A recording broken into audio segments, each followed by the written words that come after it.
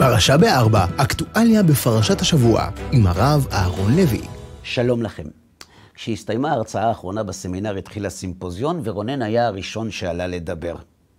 ביום יום הוא אמר, אני לא בן אדם של דיבורים, אבל אני בכל זאת מספר על עצמי, כדי לתת כוח לכל מי שיושב כאן באולם ורוצה, אבל מרגיש שהוא לא יכול.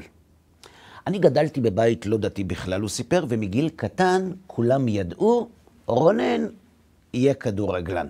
למה? גם כי היה לי כישרון משחק מעולה, אבל בעיקר בגלל שאבא שלי החליט שאם הוא לא הצליח, הבן שלו יעשה את העבודה בשבילו. לא יודע איך להסביר לכם, אבל אצלנו בבית הכל הסתובב סביב הכדור. אכלנו כדורגל, נשמנו כדורגל, בלילות חלמנו עליו. לכן, כשהתחלתי לשחק בליגה הלאומית, אף אחד לא היה באמת מופתע. אצלנו כל משחק היה טקס. ההורים שלי היו מכינים לי את התיק, מלווים אותי למשחק, יושבים ביציע ומעודדים את החלום שלהם שמתגשם מול העיניים. אני לא זוכר, הוא אמר, מתי זה קרה בדיוק, אבל אחרי ששמעתי כמה הרצאות ביהדות, החלטתי, אני מתחיל לשמור שבת. כמובן שלא שיתפתי בהחלטה את ההורים שלי, כי לא רציתי להרוס להם את החלום. למה להרוס? כי בליגת העל משחקים בשבת, והיה ברור לי שלשם ההורים שלי מכוונים שאני אגיע. באותו זמן אף אחד לא ידע שאני שומר שבת, כי בליגה הלאומית משחקים ביום שישי. אבל אחרי שבמשחק גביע ניצחנו קבוצת צמרת מליגת העל, התחילו להגיע הביתה הצעות מפתות, וההורים שלי היו בעננים. סוף סוף החלום באמת מתגשם. סוף סוף מישהו גילה באיזו ליגה, הבן הכישרוני שלהם באמת צריך לשחק. היו טלפונים, דיבורים, משא ומתן שהתנהל מאחורי הגב שלי, ויום אחד זה קרה.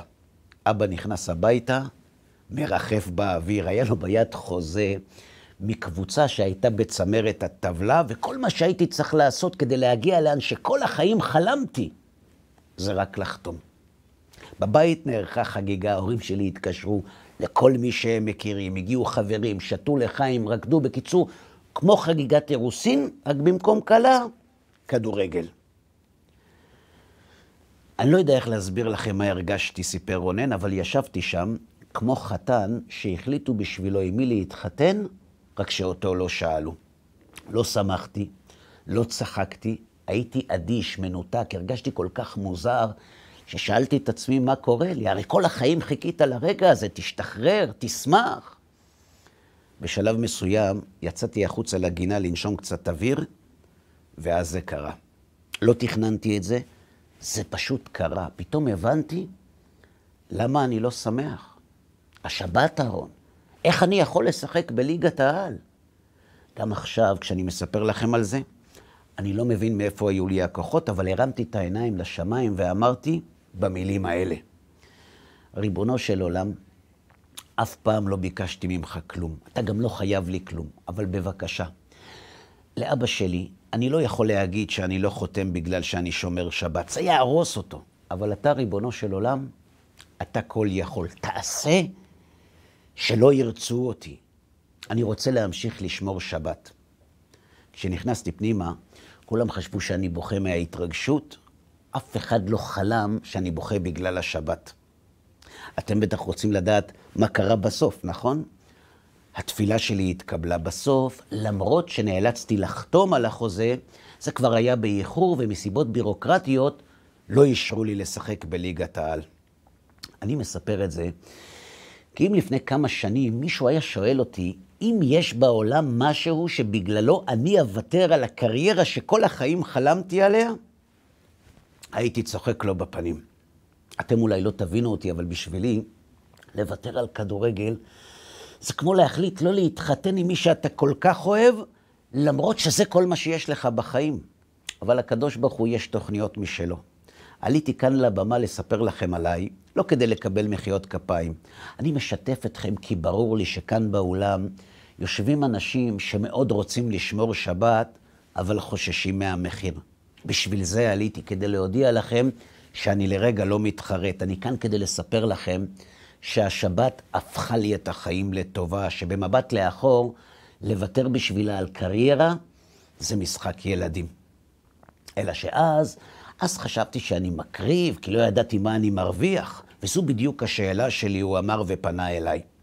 באותו זמן, אהרון, לא הייתי דתי. אפילו לא ידעתי איך שומרים את השבת, שבשבילה אני מוכן לוותר על החלום שלי. ידעתי רק שהשם רוצה שאני אשמור שבת, והחלטתי לשמור אותה. אבל תגיד לי, מאיפה היה לי את הכוח הזה? אני באמת לא יודע. פשוט מאוד אמרתי לו. מפרשת השבוע. בפרשת לך לך, התורה מתארת את הניסיון הראשון מתוך סדרת הניסיונות שעבר אברהם אבינו, שנאמר, ויאמר השם אל אברהם, לך לך מארצך וממולדתך ומבית אביך אל הארץ אשר אראך. ועל זה שואל הרמב"ן שאלה. מאיפה היה לאברהם את הכוח לעשות את הצעד הזה? כי חרן, הוא כותב, היא ארצו, ושם מולדתו, והיא ארץ אבותיו מעולם, ושם נצטווה לעזוב אותם? כי יקשה על האדם לעזוב ארצו אשר הוא יושב בה, ושם אוהביו ורעיו, וכל שכן כשהוא ארץ מולדתו ששם נולד, וכל שכן כשיש שם כל בית אביו.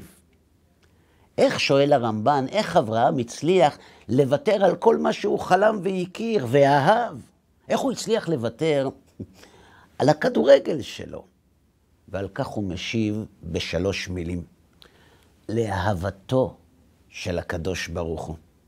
כשאתה אוהב מישהו, מסביר הרמב"ן, אתה לא עושה חשבון למה שאתה אוהב, אלא למה שהוא אוהב. כשאתה אוהב, אתה פתאום מגלה שאתה אוהב את מה שמי שאתה אוהב אוהב, ולכן בזמן המעשה אתה לא מרגיש שום קושי. אחרי המעשה אתה שואל את עצמך מאיפה היה לי הכוח לעשות את זה. במילים האלה אמרתי לו, הרמב"ן מסביר שבשביל לוותר על מה שאתה אוהב, לא צריך כוח. למה? בגלל האהבה. כי מי שאוהב לא מוותר על כלום. הוא אוהב, ומי שאוהב מרוכז ברצון של מי שהוא אוהב, ולא מרגיש שהוא מוותר. ולכן לא צריך בשביל זה כוח. וזו גם התשובה לשאלה שלך, רונן, אמרתי לו. הוויתור שלך בשביל השבת לא דרש ממך כוח בזמן אמת. למה? כי עשית את זה מאהבת השם. וכשאוהבים, לא מוותרים. כשאוהבים, אוהבים. אלא שכאן יש שאלה. אברהם אבינו לא ירגיש קושי בניסיונות שהוא עבר, אומר הרמב"ן, בגלל שהוא הכיר את השם ואהב אותו. אבל אנחנו, שמכירים את השם הרבה פחות, איך אנחנו אוהבים אותו כל כך שאנחנו מוכנים לוותר על כדורגל? ועל כך משיב רבי חיים מוולוז'ין.